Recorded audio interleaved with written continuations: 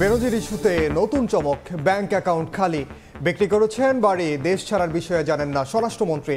সরকারের অবস্থান লোক দেখানো, দাবি বিএনপির। সর্বস্ব দিয়েও মালয়েশিয়া যেতে ব্যর্থ 30,000 কর্মী, এজেন্সির পকেটে প্রায় 20,000 কোটি টাকা। চিঠি দিয়ে এই খালাস মন্ত্রণালয়, অভিযুক্তদের বিরুদ্ধে ব্যবস্থার হুঁশিয়ারি। এবং সিলেটের 7 উপজেলায় পানিবন্দী 5 লাখ মানুষ, তলিয়েছে নগরীর অভিজাত এলাকাও। ভেঙে পড়েছে যোগাযোগ ব্যবস্থা। ঠাকুরগাঁওয়ে 12 মিনিটের ঝড়ে লন্ডভন্ড 2 ইউনিয়ন।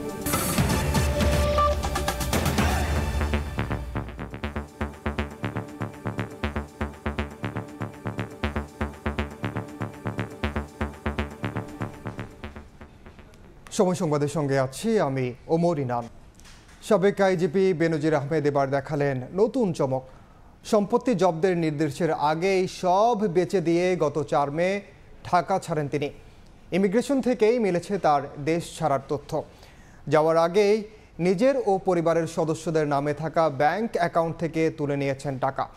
বিক্রিও করেছেন ভাটারার বহুতল ভবন ও দুবাইয়ের একটি অ্যাপার্টমেন্ট। এদিকে বেনজিরের দেশ ছাড়ার বিষয়ে কিছুই জানেন না বলে দাবি করেছেন স্বরাষ্ট্রমন্ত্রী। আর দুদকের ডাকে সাড়া না দিলে আইনগত ব্যবস্থা নেওয়ার হুঁশিয়ারি দিয়েছেন আইনজীবী।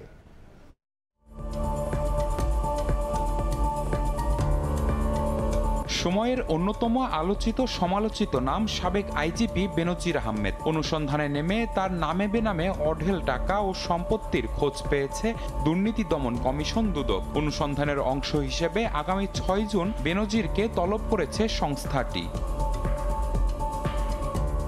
আলোচনা সমালোচনা যখন তুঙ্গে, তখন সবাইকে ফাঁকি দিয়ে পরিবার সমেত দেশ ছেড়েছেন পুলিশের সাবেক এই শীর্ষ কর্মকর্তা। হযরত শাহজালাল আন্তর্জাতিক বিমানবন্দরের ইমিগ্রেশন পুলিশের রেকর্ড অনুযায়ী গত 4 মে সিঙ্গাপুরের উদ্দেশ্যে ঢাকা ত্যাগ করেন তিনি। তবে নিজে তো গেলেন, কিন্তু অঢেল সম্পত্তি কি রেখেই গেলেন নাকি নিয়ে গেলেন?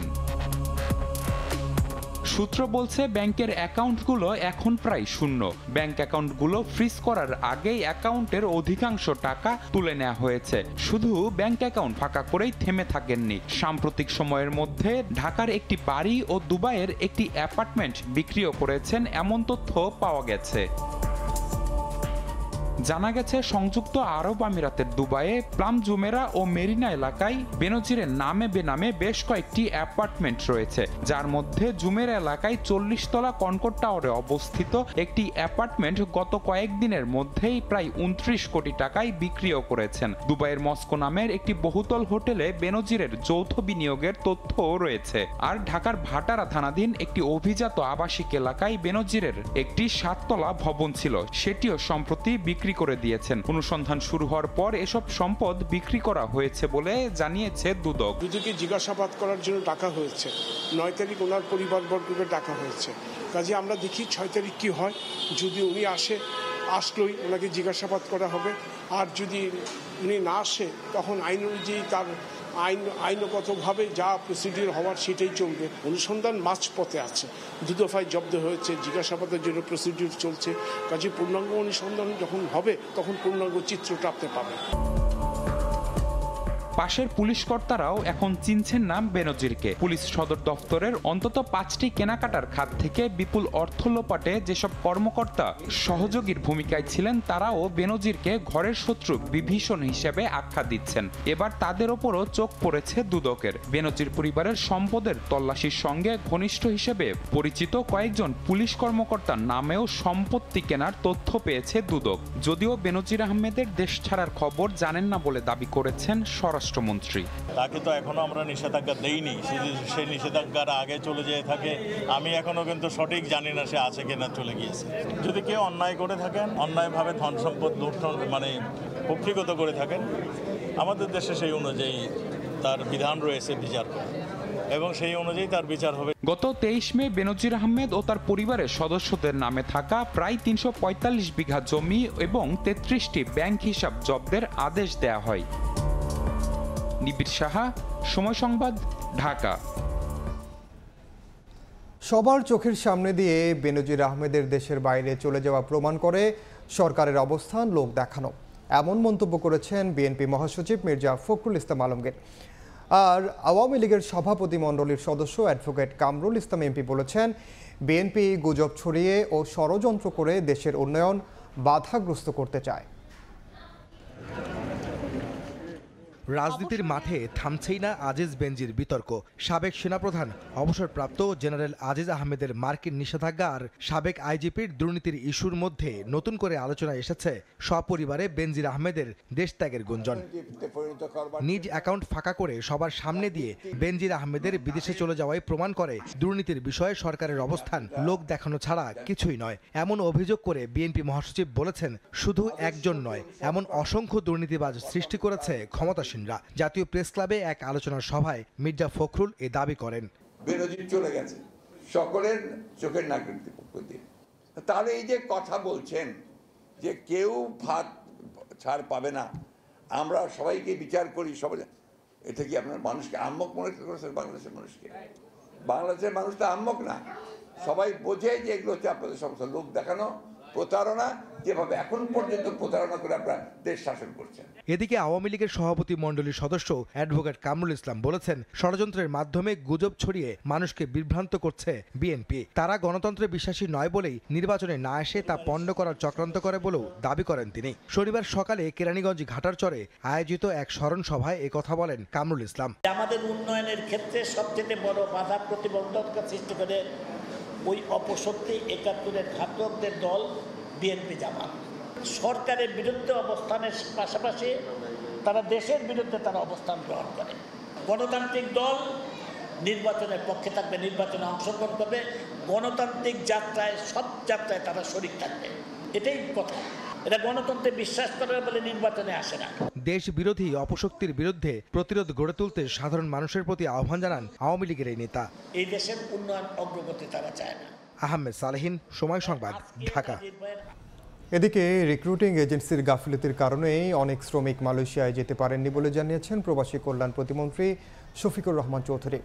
ঘটনা তদন্তে কমিটি গঠন এবং দায়ীদের বিরুদ্ধে ব্যবস্থা নেওয়ারও আশ্বাস দিয়েছেন প্রতিমন্ত্রী। দুপুরে সিলেটের সময় সংবাদকে এ কথা জানান তিনি। মে মাসের 15 তারিখ আমরা রিক্রুটিং এজেন্টদের সাথে বসেছিলাম আমাদের মন্ত্রণালয়ে।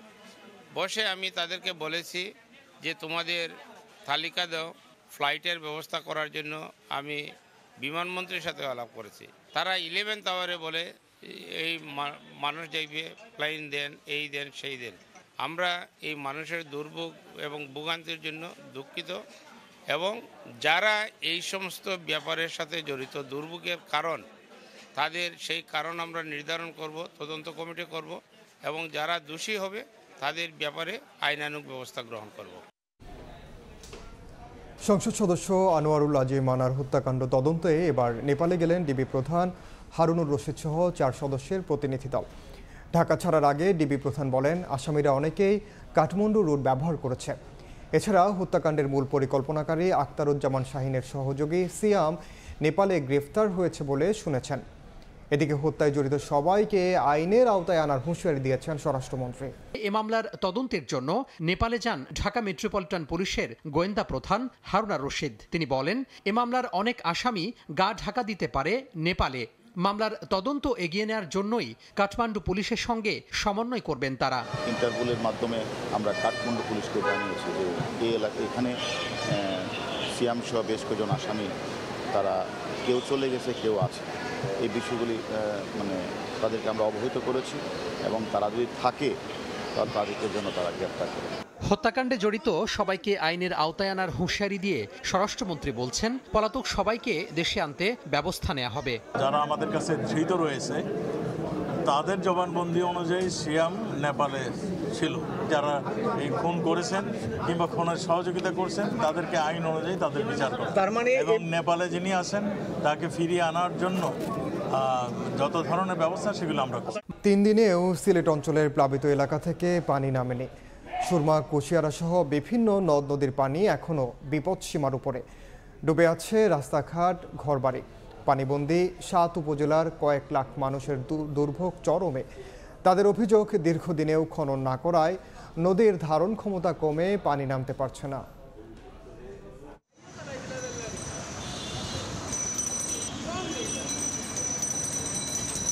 বাড়িঘর, রাস্তাঘাট, হাটবাজার সব জায়গা পানিতে টইটুম্বুর, স্থবির জনজীবন। ভারতের মেঘালয় ও আসাম রাজ্যে ভারী বৃষ্টির পানি পাহাড়ি ঢলের মাধ্যমে প্রবেশ করছে বাংলাদেশে। এর প্রভাবে সুরমা, কুশিয়ারা ও সারি সহ সিলেট অঞ্চলের বিভিন্ন নদ নদীর পানি বিপদসীমার উপর দিয়ে প্রবাহিত হচ্ছে। রাস্তাঘাট ডুবে থাকায় ব্যাহত হচ্ছে যোগাযোগ। জৈন্তাপুর, গোয়াইনঘাট, কানাইঘাট, জকিগঞ্জ, বিয়ানীবাজার ও বিশ্বনাথের বিভিন্ন এলাকায় বাড়িঘর তলিয়ে চরম ভোগান্তিতে বাসিন্দারা। কয়েকদিন ধরে পানিবন্দী কয়েক লাখ মানুষ। পানি ঢুকে গেছে এবং অনেকগুলা রাস্তার উপরে হাঁটু পানি হয়ে গেছে।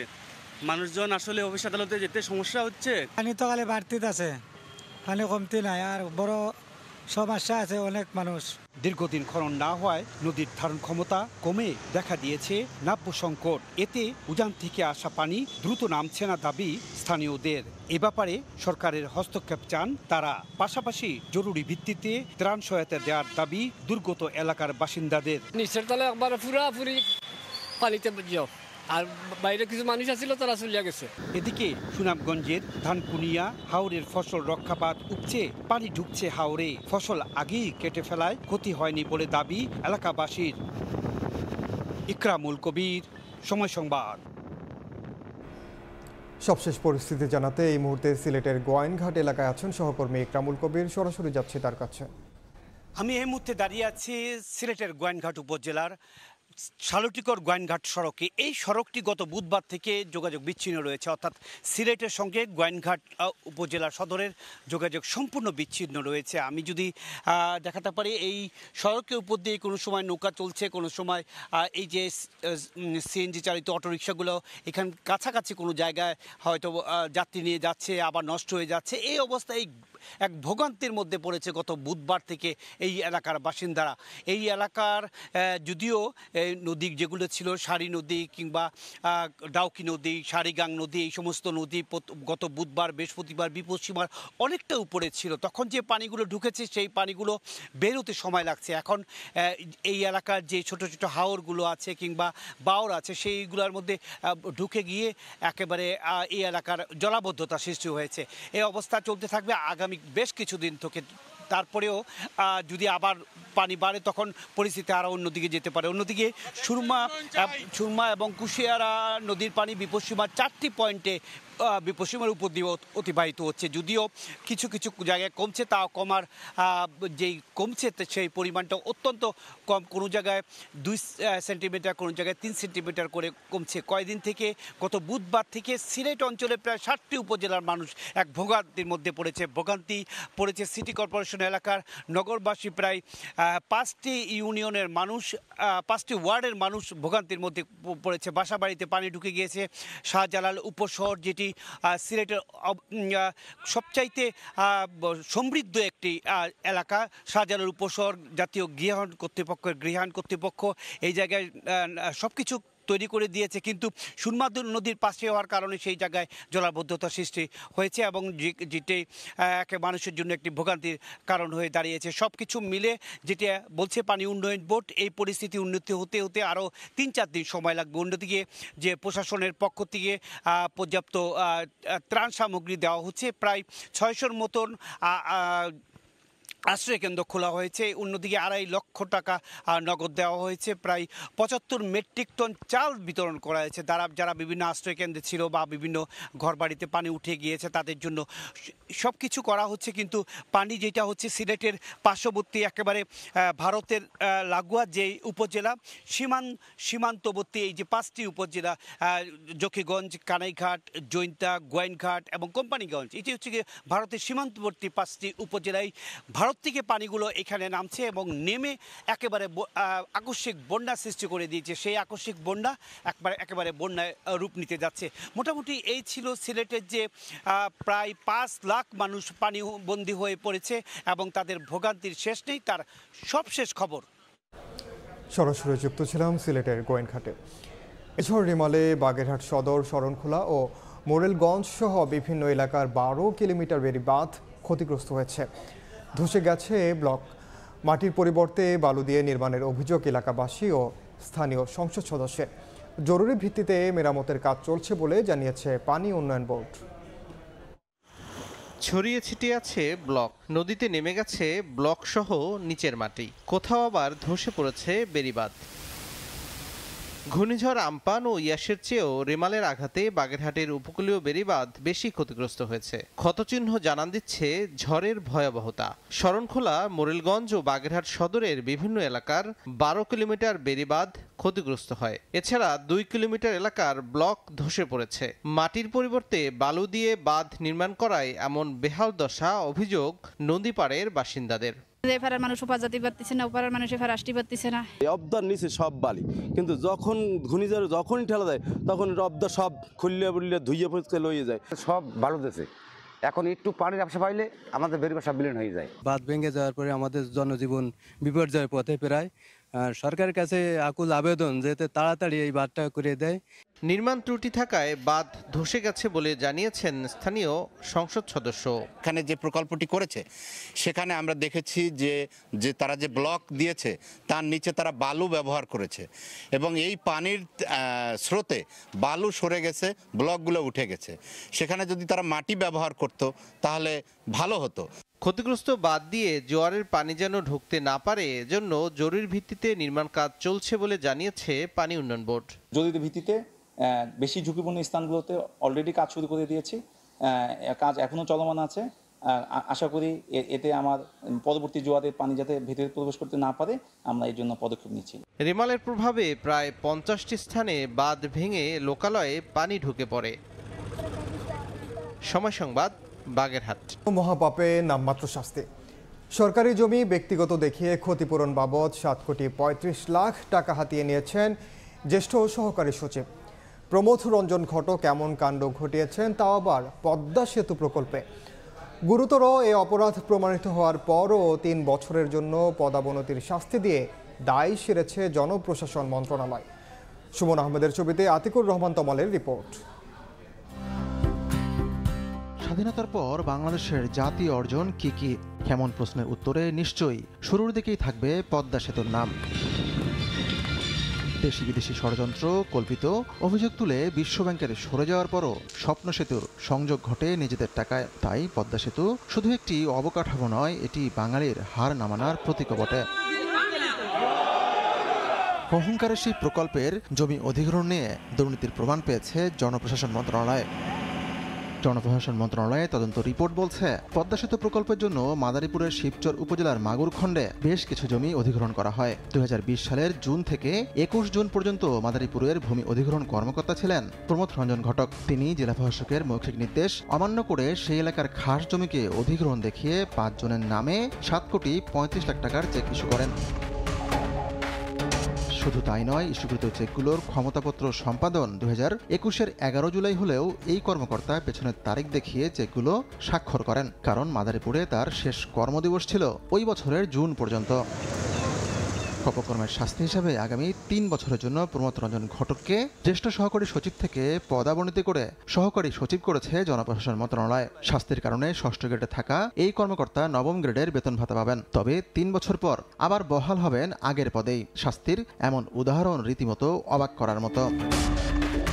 বর্তমানে জাতীয় মুক্তিযোদ্ধা কাউন্সিল জামুকায় সহকারী পরিচালক পদে আছেন এই কর্মকর্তা। অন্তত 2 সপ্তাহ ধরে দফায় দফায় যোগাযোগের চেষ্টা করা হলেও দেখা দেননি তিনি।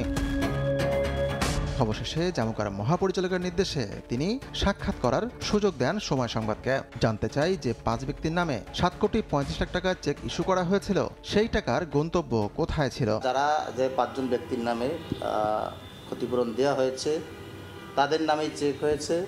সো তাদের কাগজপত্র আমি যখন দিয়েছি আমার অবস্থান থেকে যতটুকু যাচাই বাছাই করা প্রয়োজন আমি যাচাই বাছাই করে ওই 5 জনকেই চেক দেওয়া হয়েছে। সাবেক আমলার মতে এমন শাস্তি অপরাধ কমাতে সহায়ক হবে না।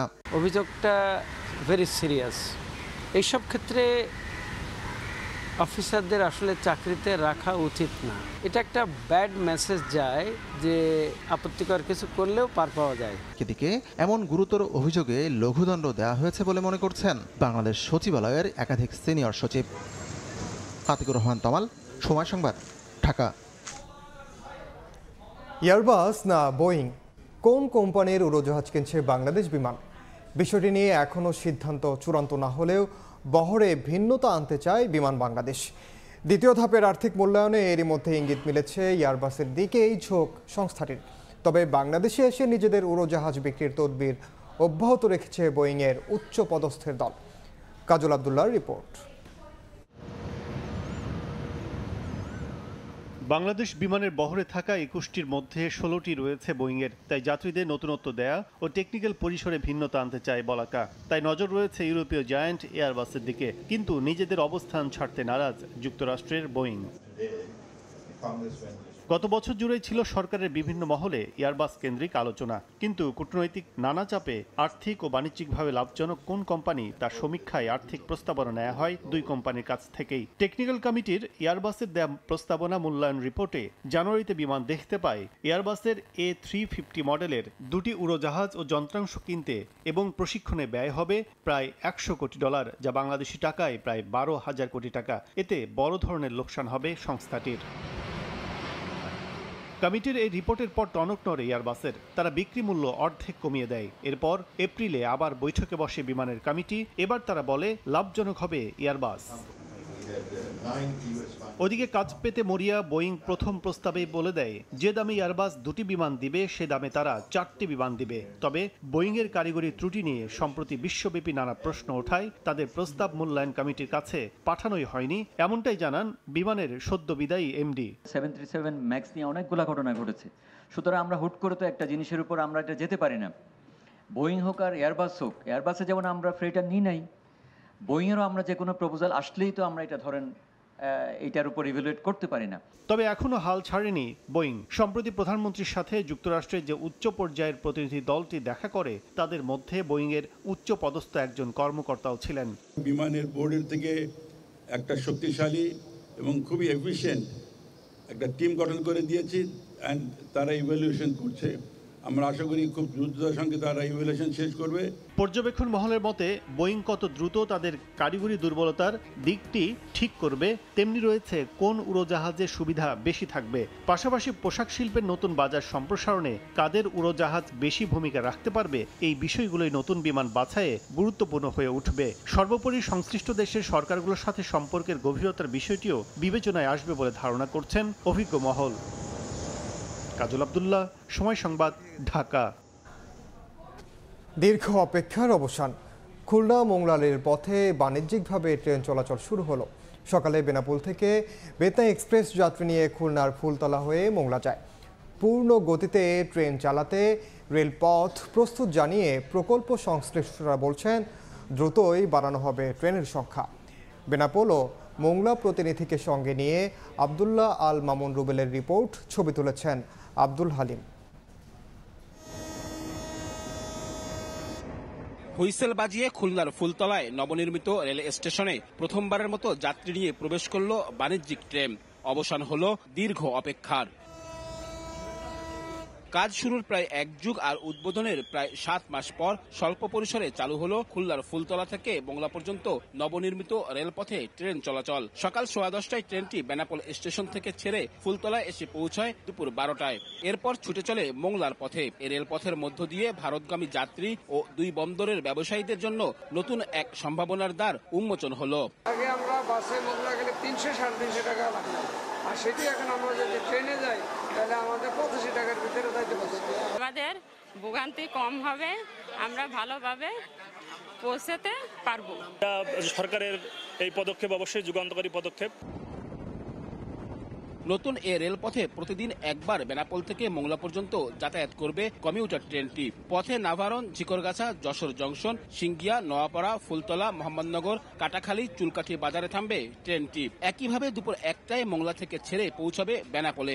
নতুন এই রেলপথে যাত্রা করতে পেরে দারুণ উচ্ছ্বসিত ছিলেন যাত্রীরা। খুবই আনন্দিত যে আমরা নোয়াপাড়া থেকে ডাইরেক্ট মোংলা যেতে পারবো এবং কম খরচে ভালোভাবে যাওয়া আসা করতে পারবো। আজ 26 বছর বিয়ে হয়েছে আমার নোয়াপাড়াতে হয়েছে। আমি কোনোদিন এতে যেতে কল্পনাই করতে পারিনি। আমরা কখনোই ভাবিনি যে আমরা অতি সহজে এত দ্রুতভাবে আমরা মোংলা যেতে পারবো। এটা আমাদের জন্য খুবই আনন্দের একটা দিন।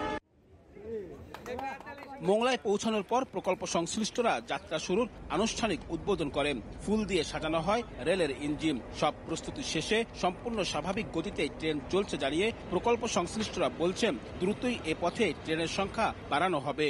Now today Bangladesh Railway has decided to run the passenger train from Betna Express from Benapul to Mongla via Fultala and with a speed of 80 kmph, and we are very happy. আমরা এখন আপাতত একটা passenger train চালাবো, ভবিষ্যতে আরো post পাওয়া সাপেক্ষে এবং লোকোমোটিভ এবং যে এলএম অর্থাৎ ড্রাইভার পাওয়া সাপেক্ষে আমরা আরো ট্রেন চালাবো এবং মালবাহী ট্রেনও আমাদের প্রোগ্রামে আছে এবং সেটা সহজে চলবে বলে আশা রাখছি।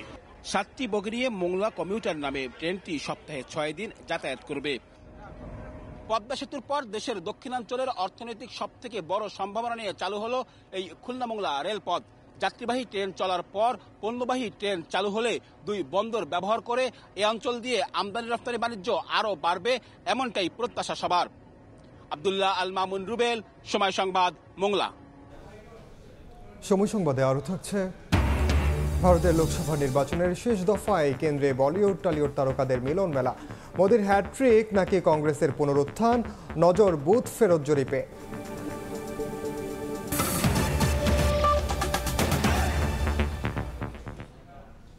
রাজস্ব আদায়ের নামে এনবিআরের হয়রানি বন্ধ করতে না পারলে পিছিয়ে পড়বে রফতানিমুখী তৈরি পোশাক খাত, এমন আশঙ্কা বিজিএমইএর। সংগঠনটির দাবি, বাজারে টিকে থাকতে যেমন কাটাতে হবে বন্দর ব্যবস্থাপনার দুর্বলতা, তেমনি আরও 5 বছর বহাল রাখতে হবে বিদ্যমান প্রণোদনা সুবিধা। একটি মাল ক্লিয়ার করতে ইন্ডিয়ায় কয়দিন লাগে, ভিয়েতনামে কয়দিন লাগে, বাংলাদেশে কয়দিন লাগে। আমাদের খরচ বেড়ে যাওয়ার কারণে আমরা কিন্তু প্রত্যেকেই স্ট্রাগল করছি।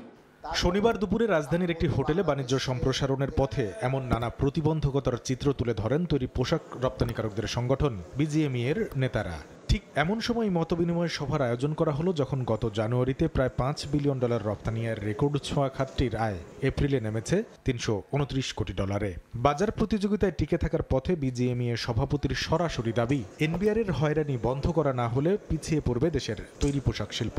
রপ্তানি পণ্য ছাড়করণ ও পণ্য চালান, জাহাজীকরণ ও ওজনের ক্ষেত্রে এবং এইচএস কোড নিয়ে অহেতুক অপব্যাখ্যা ও জটিলতা সৃষ্টি করে কাটিং তদারকি শর্তের নামে আমাদের হয়রানি করা হচ্ছে।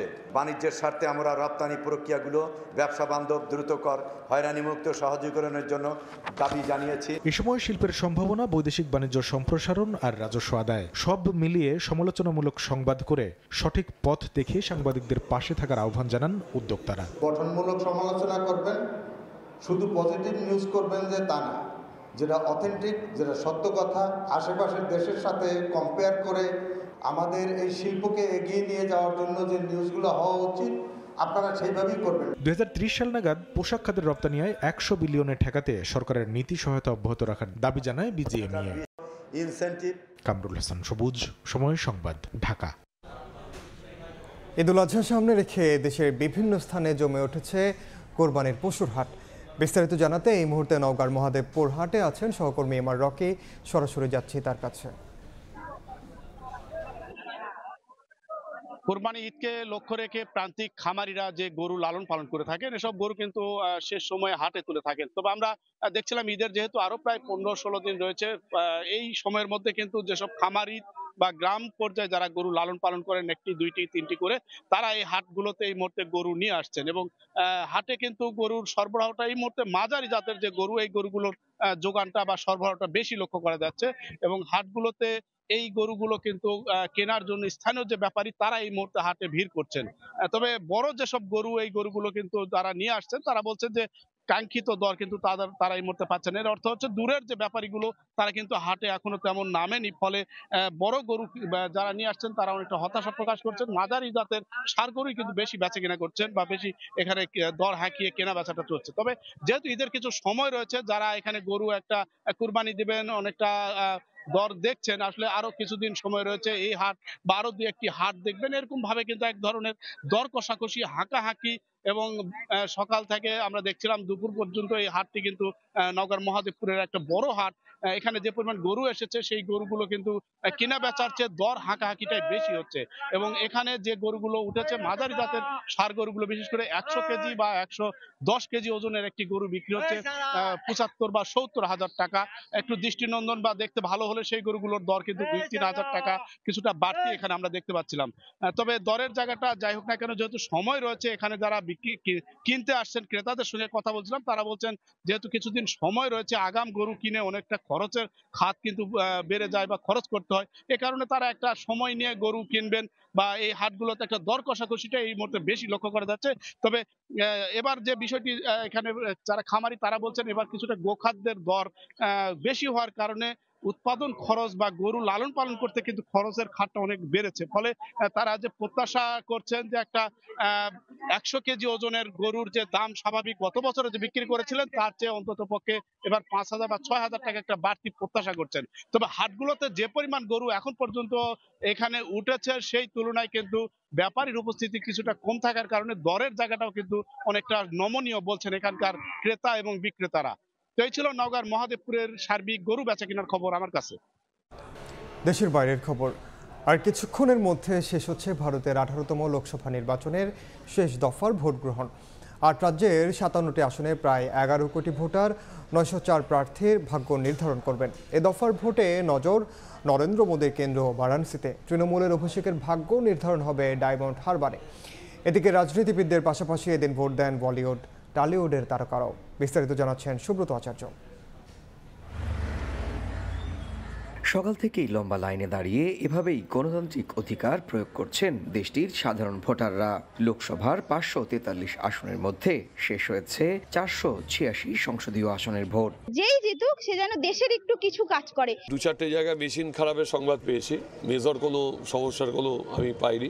দিনের শুরুতে ভোট দেন উত্তরপ্রদেশের মুখ্যমন্ত্রী যোগী আদিত্যনাথ। এছাড়া ভোট দিয়েছেন পাঞ্জাবের মুখ্যমন্ত্রী ভগবত মান, লালু প্রসাদ যাদব সহ দেশটির প্রবীণ রাজনীতিবিদরা। বলিউড ও টলিপাড়ার এক ঝাঁক তারকাও এদিন ভোটাধিকার প্রয়োগ করেন।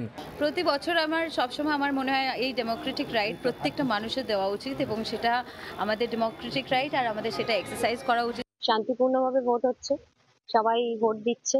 পশ্চিমবঙ্গে 9 আসনে চলছে ভোট গ্রহণ। উত্তর ও দক্ষিণ কলকাতা, যাদবপুর, ডায়মন্ড হারবার, বারাসাত, দমদম, বসিরহাট, জয়নগর, মথুরাপুরে হচ্ছে ভোট। বেলা বাড়ার সঙ্গে সঙ্গে বেড়েছে অভিযোগের পাল্লাও। এই যে মূল্যবৃদ্ধি আকাশ ছোঁয়ার, দৈনন্দিন জীবনের নিত্য প্রয়োজনীয় জিনিসের ধারাবাহিক ক্রমবর্ধমান মূল্যবৃদ্ধি, এর বিরুদ্ধে মানুষ হয়ে গেছে। ভারতের 28টি রাজ্য, 8টি কেন্দ্রশাসিত অঞ্চল মিলে 36টি প্রশাসনিক অঞ্চলে দীর্ঘ 47 দিনের ভোট পর্ব শেষ হবে শনিবারই। সকাল থেকে এই প্রতিকূল আবহাওয়া উপেক্ষা করেই এই লম্বা লাইনে দাঁড়িয়ে গণতান্ত্রিক অধিকার প্রয়োগ করছেন ভারতের ভোটাররা। 7 দফার ভোটের শেষ দফার ভোট সুষ্ঠুভাবে সম্পন্ন হবে এমনটাই প্রত্যাশা নির্বাচন কমিশন সংশ্লিষ্টদের। কলকাতা থেকে সুব্রত আচার্য, সময় সংবাদ। লোকসভা নির্বাচনের সবশেষ খবর জানাতে এই মুহূর্তে কলকাতায় আছেন সহকর্মী সুব্রত আচার্য। সরাসরি যাচ্ছি তার কাছে। 19 এপ্রিল প্রথম দফার ভোটের মধ্য দিয়ে ভারতের 47 দিন ব্যাপী গণতান্ত্রিক উৎসবের যে সূচনা হয়েছিল সেটি কিন্তু আজকে আর কিছু কয়েক মিনিটের মধ্যেই শেষ হয়ে যাবে।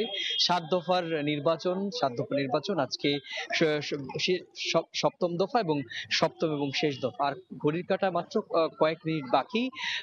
এই গণতন্ত্রের বিশ্বের বৃহত্তম গণতান্ত্রিক অধিকার প্রয়োগের এই উৎসব 18তম জাতীয় লোকসভা নির্বাচন কিন্তু নির্বাচনের ভোট গ্রহণ প্রক্রিয়া শেষ হবে। আপনি কিছুক্ষণ আগে পশ্চিমবঙ্গের মুখ্যমন্ত্রী মমতা বন্দ্যোপাধ্যায় মিত্র ইনস্টিটিউট ওনার যেটি বাড়ির সামনে, অর্থাৎ উনি ওই কেন্দ্রের ভোটার, সেখানে কিছুক্ষণ আগে তৃণমূল কংগ্রেসের সভানেত্রী পশ্চিমবঙ্গের মুখ্যমন্ত্রী মমতা বন্দ্যোপাধ্যায় গণতান্ত্রিক অধিকার প্রয়োগ করেছেন। কিছুক্ষণ আগে তৃণমূল কংগ্রেসের সর্বভারতীয় সাধারণ সম্পাদক অভিষেক বন্দ্যোপাধ্যায় একই রকম ভাবে সেখানে গণতান্ত্রিক অধিকার প্রয়োগ করেন। আজকে আমি সকাল থেকেই দেখেছি এবং আপনাদেরকেও সবসময় বলার চেষ্টা করেছি যে এই এক ধরনের অস্বস্তি গরম এবং একটা ভ্যাপসা গরমের মধ্যে লাইনে দাঁড়িয়ে মানুষ চেষ্টা করেছেন গণতান্ত্রিক অধিকার প্রয়োগ করার। 5 বছরের জন্য মানুষ অপেক্ষা করেন এবং এই দিনটিকে সাধারণ অর্থে ভারতীয়রা চেষ্টা করেন যে তাদের এই গণতান্ত্রিক অধিকার প্রয়োগ করার জন্য ভোট দেওয়ার মধ্য দিয়ে তাদের কণ্ঠস্বরকে জাহির করা। নির্বাচন কমিশনের শুরু থেকেই বলছিল যে আপনারা ভোট দিন, এবং সে কারণেই তাদের প্রচারণা ভোট দেওয়ার ক্ষেত্রে ভোটারদের ভোট কেন্দ্রে নেওয়ার জন্য নির্বাচন কমিশন গত কয়েক মাস ধরে যে আপ্রাণ চেষ্টা চালিয়েছে। আজকে কিন্তু নির্বাচন কমিশনের 7ম দফার সুষ্ঠুভাবে ভোট সম্পন্ন করার মাধ্যমে তাদের কিন্তু একটা বড় পরীক্ষাও তারা কিন্তু দিলেন। একই রকম ভাবে আপনি দিনব্যাপী বলছিলাম যে আজকে কিন্তু ভাগ্য নির্ধারিত হয়ে গেল প্রধানমন্ত্রী নরেন্দ্র মোদীর, এবং এছাড়া ডায়মন্ড হারবার থেকে তৃণমূল কংগ্রেসের সর্বভারতীয় সাধারণ সম্পাদক অভিষেক বন্দ্যোপাধ্যায়ের। সব মিলিয়ে নির্বাচনের একেবারেই ভোট 7ম দফা এবং শেষ দফা নির্বাচনের একদম কয়েক মিনিটের অপেক্ষা, এবং এখন শুধুমাত্র 4 তারিখের দিকে কিন্তু সব রাজনৈতিক দল এবং ভারতবাসী তাকিয়ে থাকবে। তো এই ছিল আমার কাছে 18তম জাতীয় লোকসভা নির্বাচনের 7ম এবং শেষ দফার আমার কাছে থাকা এ পর্যন্ত এই নির্বাচন সংক্রান্ত এ তথ্য এই পর্যন্ত। সরাসরি যুক্ত ছিলাম কলকাতায়। খেলার খবর। বিশ্বকাপের মূল পর্বের আগে শেষ প্রস্তুতি ম্যাচে মাঠে নামবে বাংলাদেশ। প্রতিপক্ষ আসরের হট ফেভারিট ভারত। যদিও ম্যাচের আগে অনুশীলনে ছিলেন না সাকিব, মাহমুদুল্লাহ, লিটনরা। এই ম্যাচ দিয়েই বিশ্বকাপের জন্য নিজেদের টিম কম্বিনেশন চূড়ান্ত করবে বাংলাদেশ। নিউ ইয়র্ক থেকে সে খবর জানাচ্ছেন সাজিদ মুস্তাহিদ। ভারতের বিপক্ষে ম্যাচ, গণমাধ্যম কিংবা সমর্থকদের মাঝে এই ওয়ার্ম আপ ম্যাচ নিয়ে রোমাঞ্চ থাকলেও বিপরীত চিত্র বাংলাদেশ দলে। আগের দিন পুরো স্কোয়াড অনুশীলন করলেও ম্যাচের আগে শেষ প্র্যাকটিস সেশনে নেই দলের অনেক ক্রিকেটার। আগের দিন চোট পাওয়ায় ছিলেন না মাহমুদুল্লাহ। অফ ফর্মে থাকা লিটন, সাকিব হোটেলে বসেই পার করেছেন সময়। লিটন আরও একবার সুযোগ পেতে যাচ্ছেন ভারতের বিপক্ষে। টিম ইন্ডিয়ার বিপক্ষে অতীত পরিসংখ্যান কথা বলছে এই ওপেনারের পক্ষে। যদিও নাসাউ স্টেডিয়ামে হয়তো ওপেনিংয়ে দেখা যাবে না লিটনকে। আগের ম্যাচে উদ্বোধনীতে সেঞ্চুরি পার্টনারশিপ করা সৌম্য তানজিদেরই ভারতের বিপক্ষে ইনিংস সূচনা করার জোর সম্ভাবনা। আগের দিন পেসাররা বল হাতে অনুশীলন না করলেও এদিন মোস্তাফিজ, শরীফুল, তানজিম, সাকিবরা দীর্ঘ সময় নেটে বোলিং করেছেন। ব্যাটিংয়ের সময় নাজমুল শান্ত হাতে চোট পেলেও কিছু সময় বিশ্রাম নিয়ে আবারও নেটে নিজেকে ঝালিয়ে নেন অধিনায়ক। এর ফাঁকেই কোচ চন্ডিকা হাথুর সিংহের সঙ্গেও ভারত ম্যাচের কৌশল নিয়ে দীর্ঘ সময় মিটিং করে নেন এই বাঁহাতি ব্যাটার। ম্যাচের আগে অনুশীলন করেছে টিম ইন্ডিয়াও। দলের সঙ্গে নিউ ইয়র্কে যোগ দিলেও এদিন প্র্যাকটিসে আসেননি বিরাট কোহলি, যদিও দলের অন্যরা ঝালিয়ে নিয়েছে নিজেদের। হারজিত যাই হোক, যখনই বাংলাদেশ দল ভারতের বিপক্ষে খেলে শেষ পর্যন্ত লড়াই করে। অন্তত সাম্প্রতিক ইতিহাস কিন্তু সেটাই বলছে। টিম ইন্ডিয়ার বিপক্ষে এই প্রস্তুতি ম্যাচটা তাই খুবই গুরুত্বপূর্ণ বাংলাদেশের জন্য। হারজিত যাই হোক, ইতিবাচকভাবে ম্যাচটা শেষ করতে পারলে বিশ্বকাপ বাংলাদেশ শুরু করবে হাই নোটে। নিউ ইয়র্ক থেকে সাজিদ মুস্তাহিদ, সময় সংবাদ, যুক্তরাষ্ট্র। এ পর্যায়ে শীর্ষ সংবাদগুলো জানিয়ে দিচ্ছি আরেকবার। বেনজির ইস্যুতে নতুন চমক। ব্যাংক অ্যাকাউন্ট খালি, বিক্রি করেছেন বাড়ি। দেশ ছাড়ার বিষয়ে জানেন না স্বরাষ্ট্রমন্ত্রী। সরকারের অবস্থান লোক দেখানো, দাবি বিএনপির। সর্বস্ব দিয়েও মালয়েশিয়া যেতে ব্যর্থ 30,000 কর্মী। এজেন্সির পকেটে প্রায় 20,000 কোটি টাকা। চিঠি দিয়ে খালাস মন্ত্রণালয়। অভিযুক্তদের বিরুদ্ধে ব্যবস্থার হুঁশিয়ারি।